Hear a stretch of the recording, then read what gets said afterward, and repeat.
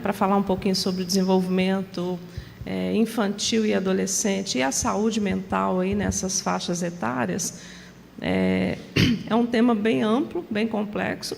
Eu vou tentar falar, né, da melhor forma e de uma forma mais objetiva, né, e espero, ao final, que vocês, que certamente já sabem, já transitam por essas questões temáticas e teóricas, consigam se lembrar da importância da infância, de tudo que marca essa fase do desenvolvimento, bem como da adolescência, e a complexidade que vai ser inserir um trabalho infantil no momento que o desenvolvimento ele está aí tão marcado por outras questões, né? Então, é o objetivo da minha palestra de hoje. Tá? Então, quando a gente fala aí sobre a infância, né, é importante a gente sempre trazer à memória, né, que a gente vai ter um marco muito importante, né, um pesquisador e um antropólogo chamado Philippe Ariès, que vai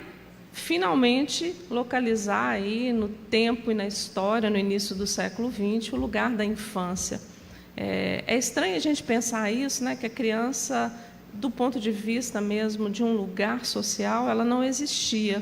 Então, quando a gente acompanha um pouco aí a história, né, século XVII, século XVIII, por que as mães, elas não, a maioria, né, não paravam muito após o nascimento dos filhos para amamentá-los? Quem fazia isso eram as amas, as mães de leite, né, porque o índice de mortalidade era gigantesco, né? Então, para que perder tempo com um serzinho ali que poderia nem sobreviver?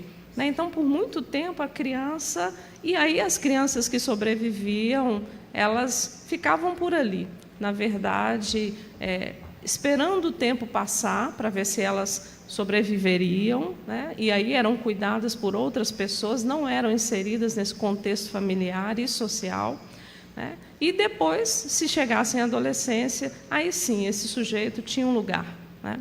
Então, no início do século XX, é que pesquisadores de diversas áreas começam a olhar para esse serzinho e localizar aí o início, né, de algo que hoje a gente considera fundamental, né? Então, a infância é o nosso alicerce, a infância é o lugar mesmo onde, né, as nossas experiências mais marcantes vão acontecer. E nós vamos considerar que muitos dos problemas dos adultos, eles têm raízes na infância, né? Então, a partir desse momento, aí, no século XX, a gente vai ter todo o investimento, a gente vai ter aí todo um cuidado de áreas diversas, né? Então, a pediatria na medicina, a psicologia, a sociologia, a antropologia, o serviço social, o direito, né? Então, todas as áreas começam a olhar aí para essa faixa etária e a tentar compreendê-la, né? Porque se não existia, também não tinha, né, material teórico, pesquisas, né? E a gente está aí produzindo essas coisas. Mas o que é mesmo ser criança, né? E qual que é a concepção de infância? A gente sabe, então, que se não existia e passa a existir, assim como qualquer questão teórica, né, tem-se uma construção. Né? Então, nós construímos o que é ser criança, né? Nós construímos o que é ser adolescente, né? Então, a sociedade ela para, observa e produz os seus conhecimentos, né? Então, nós vamos considerar aí criança, né, esse tempo mesmo, a partir do nascimento até os 12 anos de idade, né, marcado por várias características. A gente vai trazer que a ludicidade, né, é algo que marca a infância, né? Então, a criança ela brinca para poder falar, ainda antes de falar, né? Ela brinca para poder expressar sentimentos que ela não compreende por imaturidade, né? Então, a gente localiza aí a infância como esse tempo e com características que são muito importantes. E do ponto de vista mesmo, né, da concepção, é essa concepção hoje que todos nós estamos trabalhando com ela, né, de um período do desenvolvimento que é extremamente importante, que precisa de atenção, que precisa de cuidados, que precisa de investimento, e que é o que nós estamos aqui fazendo hoje, né? As políticas governamentais, elas têm dado atenção às crianças, né? A resposta é sim, estamos aqui, né, paramos aí as nossas atividades, né, estamos envolvidos em programas para erradicar o trabalho na infância, né, então só isso mostra, né, que o nosso país ele tem sim investido, né, então a gente encontra aí as 2 últimas décadas, né, com movimentos sociais que são muito importantes, que impulsionam, que provocam mesmo o poder público nessa tentativa de ir cuidando desse tempo do desenvolvimento que por muito tempo na história nem foi percebido, né, como importante. E aí eu trago, né, para a gente poder pensar também que a Constituição, né, de 88, ela é um marco muito importante, né, ela estabelece aí direitos, né, do ponto de vista social, mesmo no cuidado, né, à infância.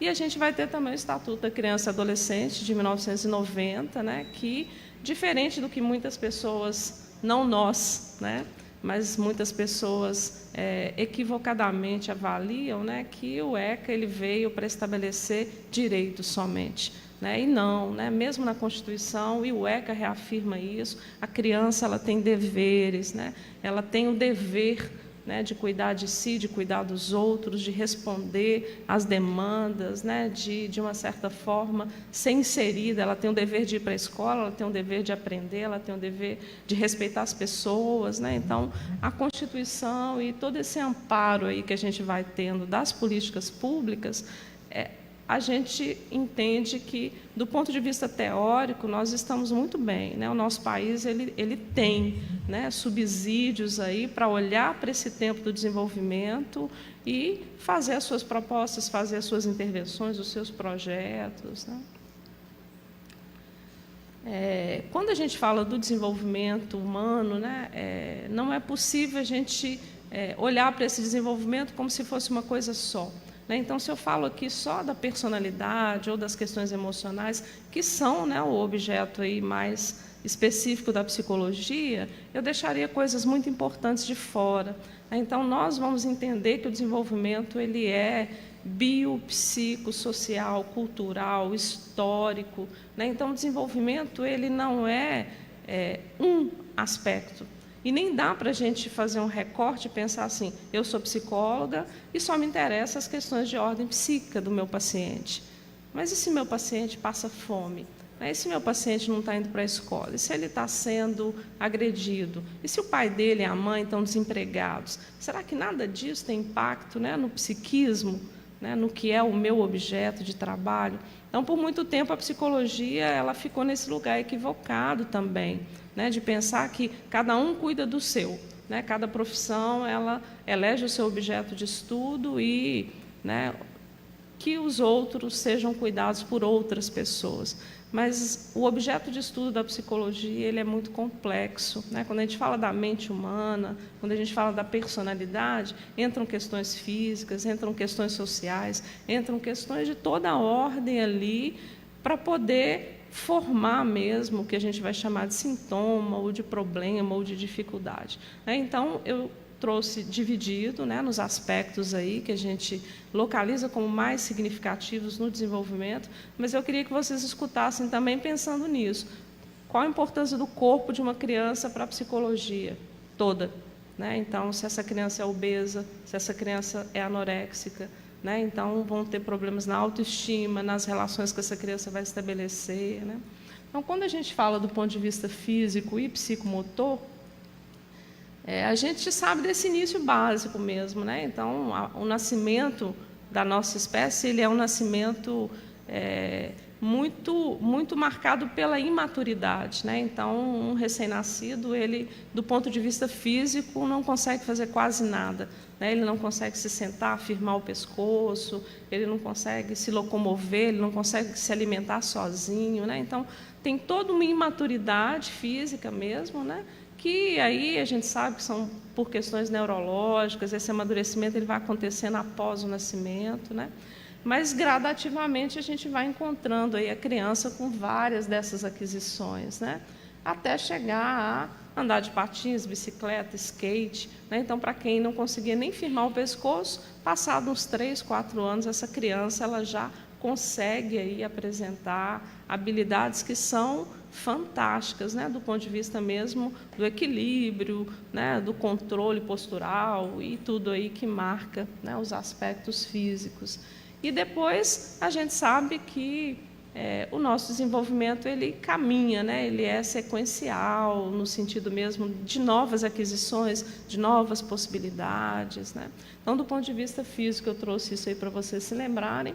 E em cada aspecto a gente vai localizar fatores que interferem, né? Claro que positivamente, mas muitos são aspectos que interferem negativamente. Então, do ponto de vista físico, né, o que interfere nesse corpinho que precisa, né, se desenvolver, que precisa estar forte para poder ir suportando as demandas externas, né? Então, a gente vai dizer que a alimentação e o sono, né, são dois grandes pontos aí. E se a gente está aí inserido nas discussões mais atuais, né, com a chegada, né, das tecnologias, com o uso de telas, a gente sabe que são esses os dois pontos que são mais prejudicados. As crianças não estão se alimentando e nem estão dormindo, né? Elas se alimentam com as telas do lado, né? Então elas engolem o alimento, né, e isso não é o suficiente, isso não é uma boa nutrição. E às vezes nem querem comer, e às vezes dormiram, né, de manhã, e aí muda todo um ciclo mesmo, né, de sono e vigília, e consequentemente afetando a alimentação. A gente sabe também que do ponto de vista físico, a estimulação ela é muito importante, né? Então, uma criança ela não vai conseguir andar se não houver um investimento, desculpem, ela vai até andar, mas esse desenvolvimento ele fica comprometido, né? Então as pesquisas elas mostram isso, né? Uma criança que é estimulada, ela vai apresentar essas aquisições, por exemplo, engatinhar, ficar em pé sozinha, caminhar, um pouco mais cedo do que uma criança que não é estimulada, né? E a estimulação vale para tudo, né? Não só para os aspectos da marcha, aí, mas para quaisquer outras questões. Se a gente está falando do físico, né? Uma criança para aprender a ler e escrever, né, ela vai precisar estimular a coordenação motora, né? Então, pegar no lápis de cera, depois, né, num lápis aí para começar a fazer as primeiras letras, né? Então, tudo isso é estimulação também, né?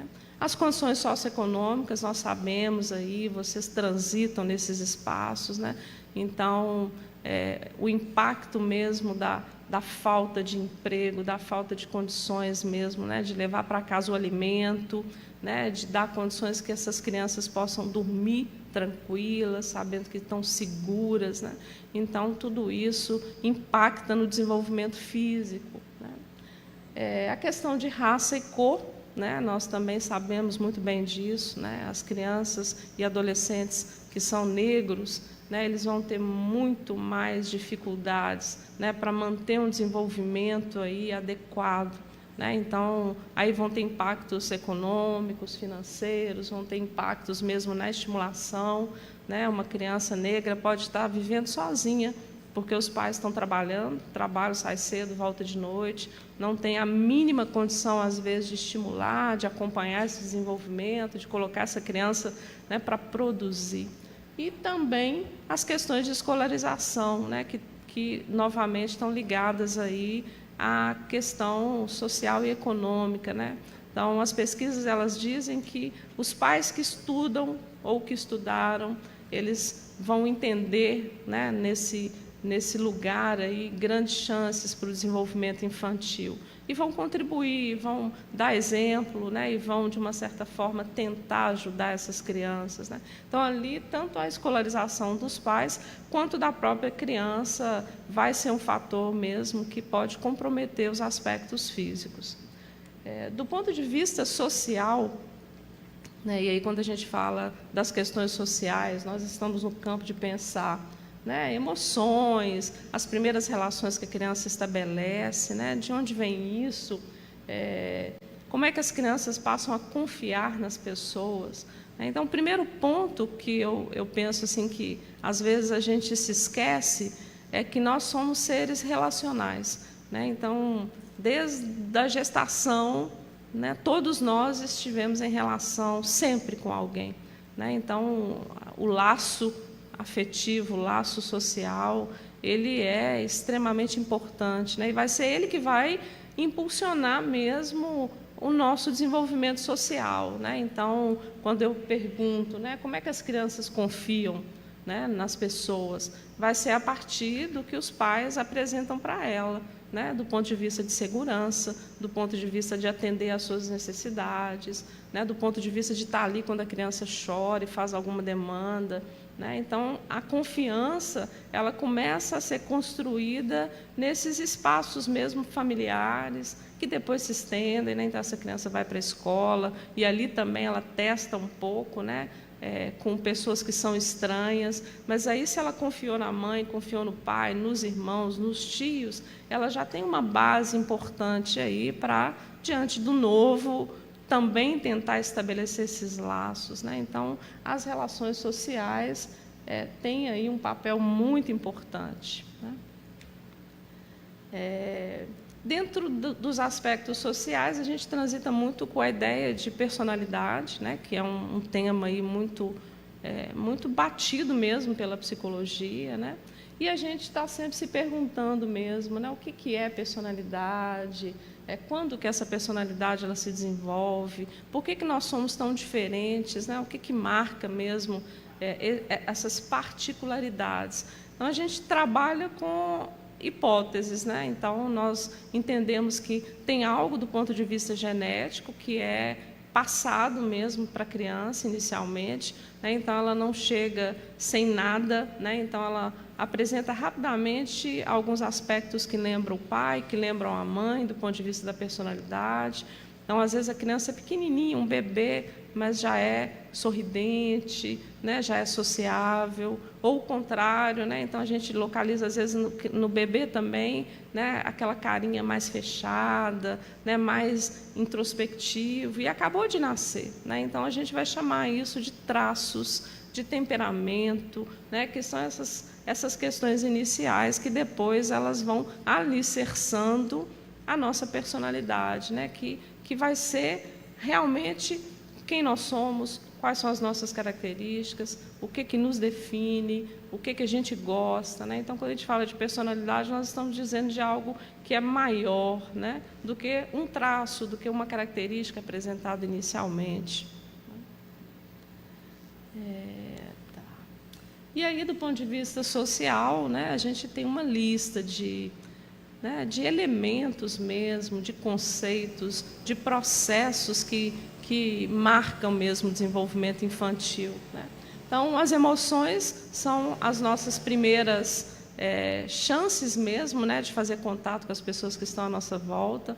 Então, rapidamente, o bebê ele começa a sorrir, a fazer uma carinha de incômodo, né? E essas emoções, elas são fonte de vida mesmo, né? Porque é assim que o bebê, principalmente que não sabe falar, ele vai dizer do seu mal-estar, né? Que está molhado, que fez cocô, que alguém tem que trocar, que está com fome, né? Então, o choro, né? E isso tudo é esse conjunto inicial de emoções que, na relação, né? Então, a mãe, o pai, as pessoas vão ensinando, calma, não é assim, não precisa chorar, ai, que sorriso lindo, ai, que gracinha. E aí essa criança vai entendendo o valor, né, da emoção nas relações.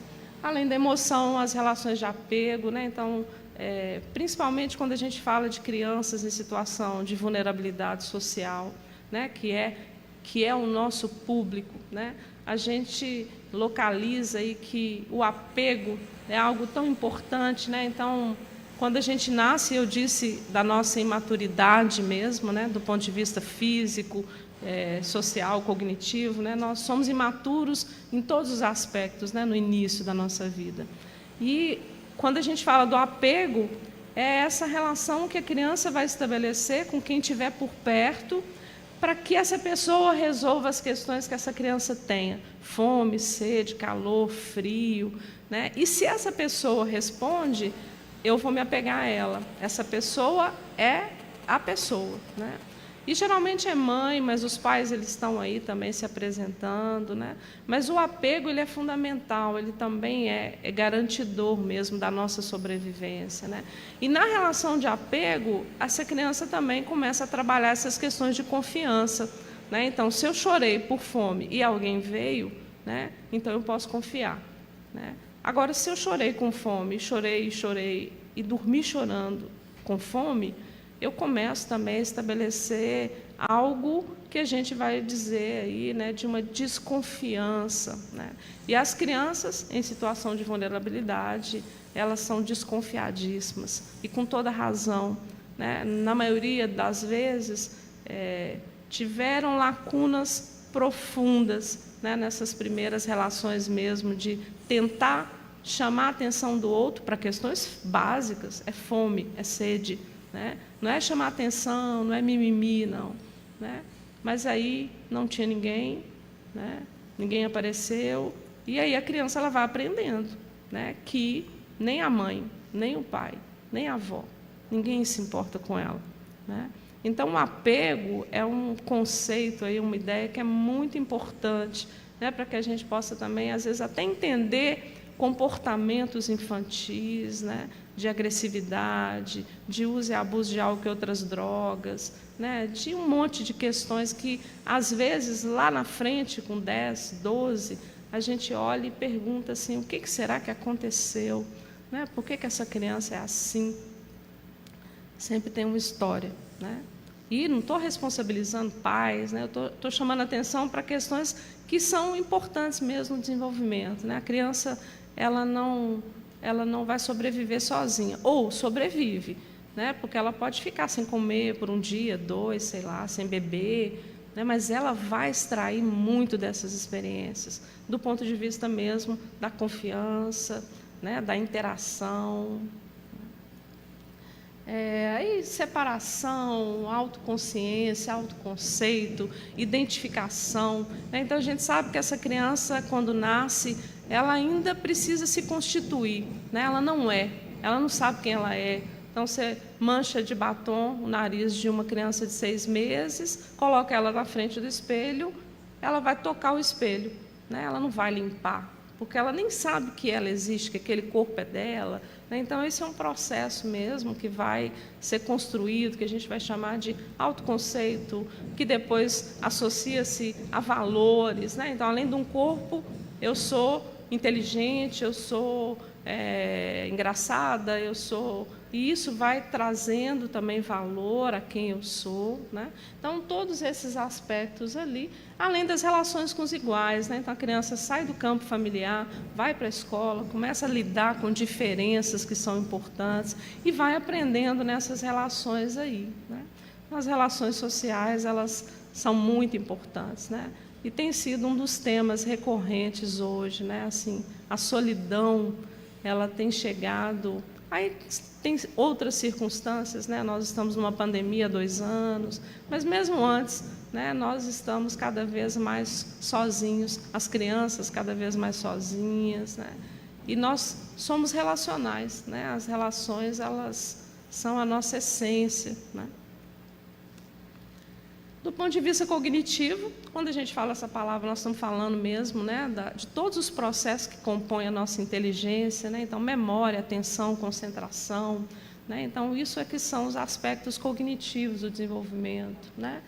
E a gente fica muito, né, sempre, né, a gente acompanha aí filhos, sobrinhos, às vezes do ponto de vista profissional, né, mas é muito bacana a gente ver, né, assim, como é que a memória vai se estabelecendo, né, e como é que uma criança ela consegue reconhecer a mãe, né? Então, tem pesquisas onde você coloca a foto da mãe para uma criança de 6 meses, a mãe misturada a outras fotos, ela localiza, né, quem é a mãe. E olha que esse sistema nervoso central ainda está super imaturo, né?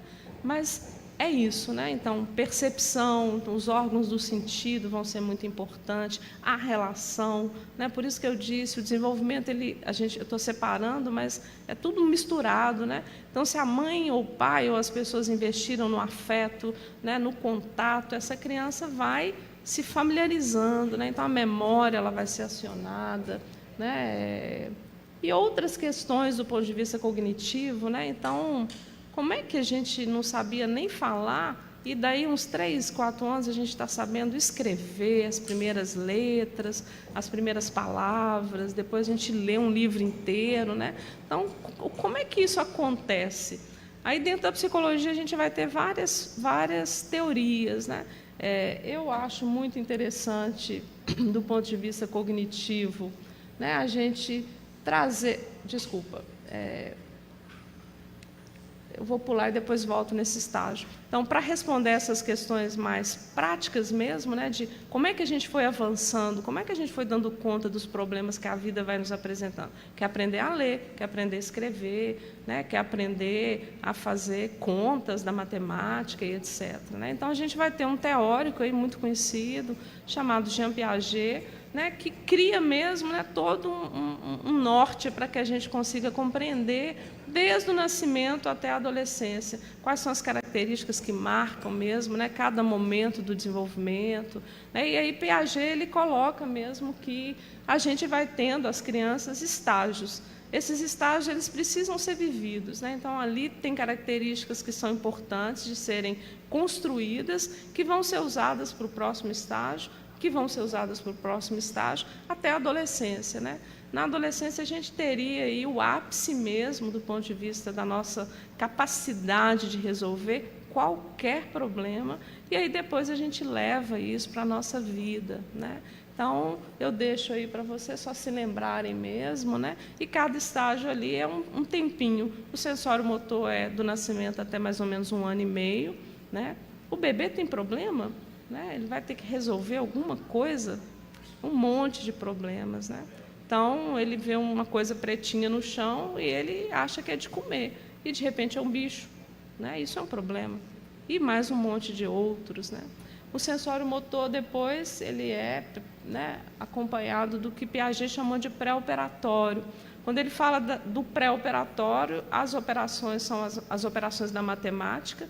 Então, a lógica matemática é muito importante para a nossa inteligência, para a nossa capacidade mesmo de raciocinar abstrativamente. Né? Só que nós não conseguimos fazer isso com 3 anos de idade.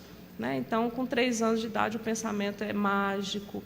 Então, uma criança de 3, ela acredita em Papai Noel, Coelhinho da Páscoa, a fada dos dentes, e um monte de coisinhas, né, que são tão importantes mesmo de serem acreditadas. Né? É um mundo de fantasia, é um mundo de faz de conta. Né? Então, essa criança ela está nesse tempo mesmo que a sua maturidade permite. Né?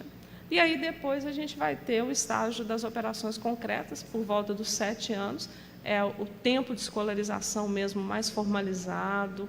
Né? Então, essa criança ela vai aprender, ela já sabe que não tem Coelhinho da Páscoa, não tem Papai Noel, que são os pais que compram o presente. Então, a lógica ela vai organizando mesmo a forma de resolver os problemas. Né? E não são só problemas da escola. Né?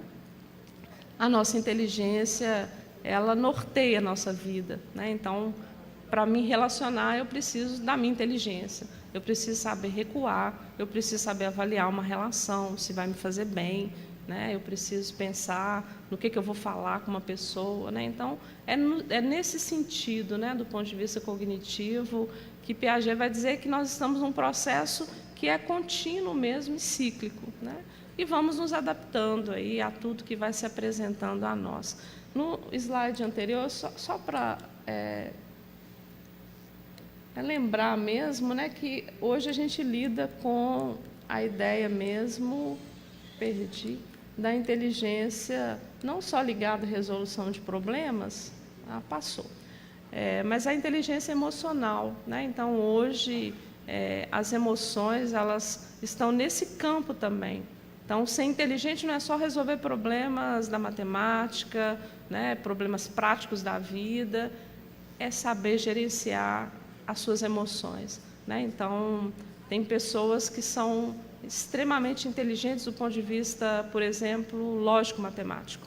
Né? Passam em todos os concursos, nas melhores universidades, mas, às vezes, passam 6 meses e surtam, entram no quadro depressivo, não dão conta, né, da relação, do que implica, né, aquela experiência. né? Então, as emoções, elas são aí algo hoje muito valorizado. E na infância, né? Então, a gente precisa também abrir esse espaço para que as crianças falem o que estão sentindo, expressem suas emoções, aprendam a entendê-las, a controlá-las, a raiva, né, por exemplo, né? Então, a gente precisa aí olhar para as emoções como algo também que compõe, né, o desenvolvimento infantil. E é muito importante do ponto de vista cognitivo. Do ponto de vista afetivo e sexual, né, eu trouxe ali uma figurinha que é a clássica, né? Época das curiosidades mesmo, né?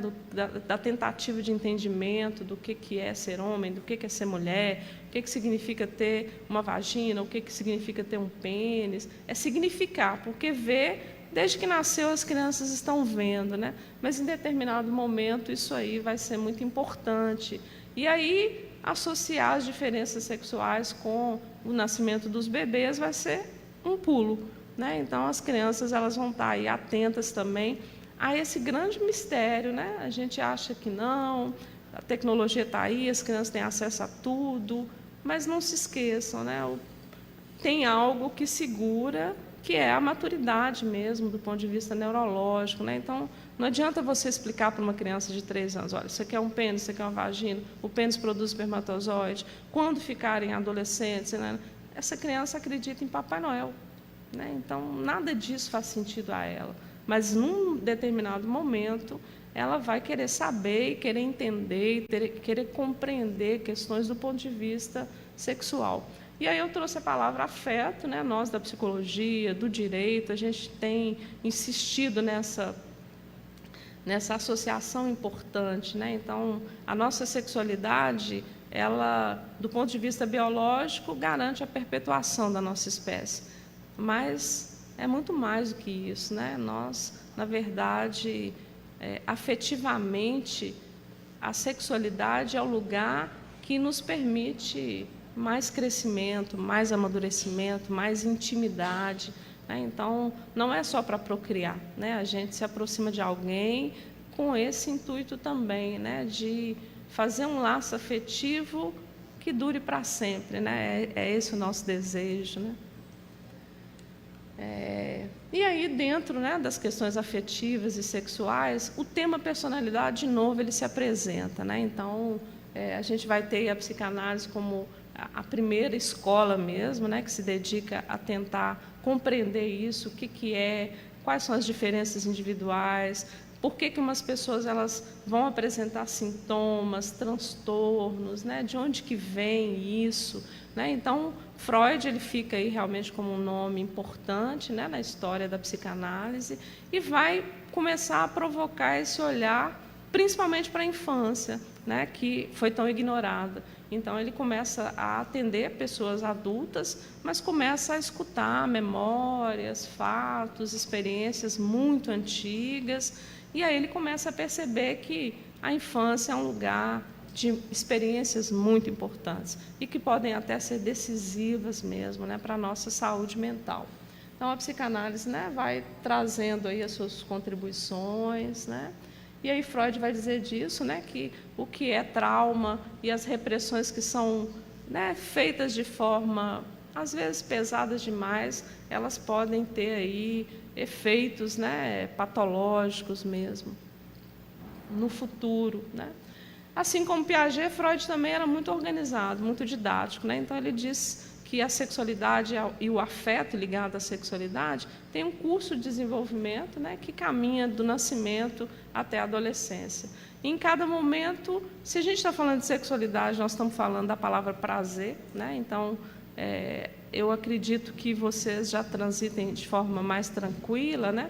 Se antes não existia criança, associar a infância a prazer e de ordem sexual, às vezes é difícil, né? Às vezes a gente ainda fica nesse lugar, mas a criança tem prazer sim, só que é um prazer inicial, parcial, fragmentado, necessário. Né? Então, quando a criança está no estágio oral, por exemplo, né? A gente vai dizer de erotizando a boca, né? aí muita gente vai traduzir como se acalmando, quando ela chupa o bico, quando ela põe o dedo na boca, né? Nós vamos dizer que esse é o início mesmo da localização da nossa boca como fonte de prazer. E é por isso que lá na frente a gente beija na boca, né? Então a criança descobre lá atrás, depois deixa a boca, vai para outras partes do corpo, né? Entendendo que esse corpo está disponível mesmo, né? Para ser estimulado, descoberto, né? Então, o segundo estágio é o estágio anal, depois vem o estágio fálico, né? Em cada momento aí desse desenvolvimento sexual e afetivo, essa criança, então, ela vai estar se apropriando do seu corpo, mas registrando, né? O que ela descobre, o que ela sente, o que ela pensa, né? Então, não é só uma estimulação aleatória, né? Então, tem um desenvolvimento mesmo da sexualidade e da afetividade ligada aí, né, a esse período. E a latência, que é uma fase aí que a psicanálise clássica ela estabelece nesse momento que a criança entra para a escola, né? Então é um momento que ela vai estar muito tomada mesmo por tudo, né? Aprender a ler, escrever, ciências, história, geografia, educação física, inglês, blá, blá, blá, né? Então essa criança ela deixa um pouco as questões, né, da sexualidade quietas e depois na adolescência ela vai aí se haver de novo com as questões. Mas muitos teóricos eles começam a fazer uma revisão, né? E a gente está encontrando, por exemplo, crianças grávidas com 9 anos de idade. Como assim? Não era para ela estar quieta? Não era para ser um período onde a sexualidade ficaria adormecida, né? Que é isso que significa a latência, né? Mas a gente sabe, falei lá atrás, a estimulação é algo importantíssimo, para o bem e para o mal, né? E as crianças estão cada vez mais estimuladas, né? São danças sensuais, roupas sensuais, maquiagens, né? Então, o mundo da adolescência está chegando cada vez mais cedo na infância. E isso provoca mesmo, né, respostas desse corpo, dessa mente, né? Então, a gente está aí discutindo que a latência pode estar desaparecendo, né? E uma coisa importante, né, para a gente poder sempre reafirmar, né, é que a sexualidade, para nós da psicologia, para a psicanálise, é uma construção, né? Nós não nascemos homem e mulher, né? Nós herdamos um corpo, né? Nós herdamos uma biologia. E vamos ver o que a gente faz com o que a gente herda, né? Vamos tentar entender questões ligadas ao sexo, à sexualidade, às relações amorosas, né? E a criança ela vai fazendo isso, né? E construindo mesmo quem ela é do ponto de vista sexual. Homem, mulher, trans, né? A gente está aí num campo hoje de pensar, né, que existem, do ponto de vista de gênero, muito mais, né, do que o masculino e o feminino. Espero que vocês estejam acompanhando, né? Estou tentando falar rápido pelo tempo também, né? Mas fiquem à vontade até para interromper, né, e fazer alguma pergunta. Como o tema é desenvolvimento e saúde mental, né? A saúde mental das crianças, vocês acabaram de escutar ou repensar, né, que é um tempo muito importante para o desenvolvimento, é crucial, né? Mas também a gente sabe aí, né, que os problemas eles estão chegando cada vez mais cedo na infância, né? Então a saúde mental, né, ela está comprometida, né? Então a gente sabe que as crianças elas apresentam seus sofrimentos, né? E eu sei que às vezes é difícil, né? Porque nós, enquanto pais, enquanto professores, enquanto profissionais, né, a gente ainda resiste, né? A gente pensa que nós é que temos problemas, nós temos contas a pagar, vários trabalhos, tarefas a cumprir, cargas horárias enormes, né, de trabalho, casa e etc. Mas cada um com seus problemas, né? Como diz uma pessoa que eu conheço, as crianças têm outros, né? A ausência do pai e da mãe, por questões reais, eles precisam trabalhar, mas é difícil entender isso, né? Que você não vai ter as pessoas que são mais importantes por perto para tirar suas dúvidas, o medo está ali na infância, essa criança não tem com quem às vezes conversar e discutir isso, né? Então a saúde mental ela vai sendo impactada mesmo por todas as mudanças sociais, históricas, né, que a nossa geração ela vem apresentando, né? e do ponto de vista mesmo né, do que a gente encontra, né, como agravos, né, à infância do ponto de vista mental, a gente vai dizer mesmo da violência doméstica, do abuso sexual infantil, né, da violência psicológica, do abandono, dos maus tratos, do trabalho infantil, né, que é tema aí da campanha de vocês, do uso e abuso de álcool e outras drogas, que está cada vez mais precoce, não é mais na adolescência, a gente já encontra do ponto de vista estatístico, né, isso se apresentando cada vez mais cedo, né. Tem um dado estatístico que é tão chocante, né, só para vocês terem ideia, do ponto de vista da saúde mental. Nas últimas décadas, 2 décadas, né, nos últimos 15 anos, nós tivemos um aumento de 200% de suicídio na infância. Parece algo, né, inacreditável, né, mas não, né, as crianças estão se matando das mais diversas formas, né.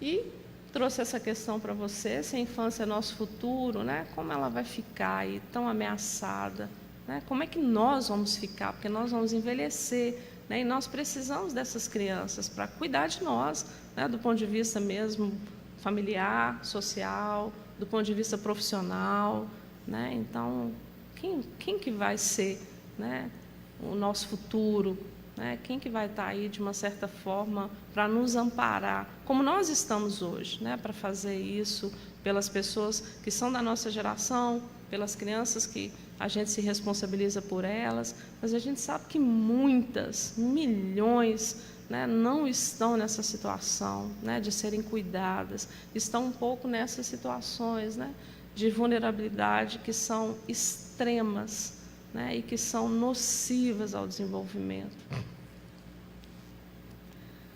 E vamos então à adolescência, né? Então esse aí é o último estágio que a gente vai considerar assim do desenvolvimento, que tem características mesmo mais marcadas, né? É claro que a gente se desenvolve o tempo inteiro, né? Então o adulto ele é diferente da criança, o idoso ele é diferente do adulto, né? Então não estou dizendo que a gente para de se desenvolver, né? Mas até porque é tema nosso aqui pensar só até a adolescência, né? Então, do ponto de vista, né, do adolescente, a gente sabe que é o ápice da saúde, né? Então esse corpo ele passou pela infância, ele passou por tudo que era necessário do ponto de vista de imunização, né, de alimentação, de sono. Vamos pensar no adolescente ideal, né? Então ele seria aí o sujeito do ponto de vista físico perfeito, né, do ponto de vista da saúde, mas aí a gente sabe de todos os impactos, né, que a infância desse adolescente foi trazendo a esse corpo mesmo, né? Então, o que eu já falei anteriormente, né, a ausência de cuidado, de condições adequadas mesmo de alimentação, de sono, de estimulação, né? E aí a gente vai acrescentar um monte de outros problemas, né? Porque o adolescente ele vai ter autonomia, ele vai ter liberdade, né? Então ele vai também se expor a um monte de situações que levam sua vida embora, né? Então a gente sabe aí que as mortes, principalmente de adolescentes negros no Brasil, né, não param de crescer, né? E essas mortes poderiam ser evitadas, né? Essas mortes elas poderiam ser amenizadas se a gente saísse do campo teórico, que eu disse anteriormente. Temos a Constituição, temos o Estatuto da Criança e do Adolescente, temos políticas, temos movimentos sociais, mas ainda falta muito, né, para que a gente de fato consiga proteger, né? Então eu trouxe ali algumas coisas, né, que arriscam mesmo a vida aí desse adolescente, né? Uso de drogas, a direção perigosa, até a questão mesmo, né, da vivência da sexualidade, que se não tem uma orientação e um cuidado, esse adolescente pega a AIDS. A gente acha que a AIDS foi erradicada, né? Não é assim, está aí, né? Está acontecendo o tempo inteiro, né? E outras doenças sexualmente transmissíveis, né? Então, esse corpo que poderia estar aí pronto mesmo, né, para cuidar do que é necessário, ele pode estar sendo marcado e afetado, né, por vários problemas aí. Já está terminando aqui nosso tempo, então eu vou tentar enxugar. Do ponto de vista, então, dos aspectos sociais, dos aspectos cognitivos, da sexualidade, esse adolescente é a criança que eu estava dizendo antes, né? Então, ele vai continuar.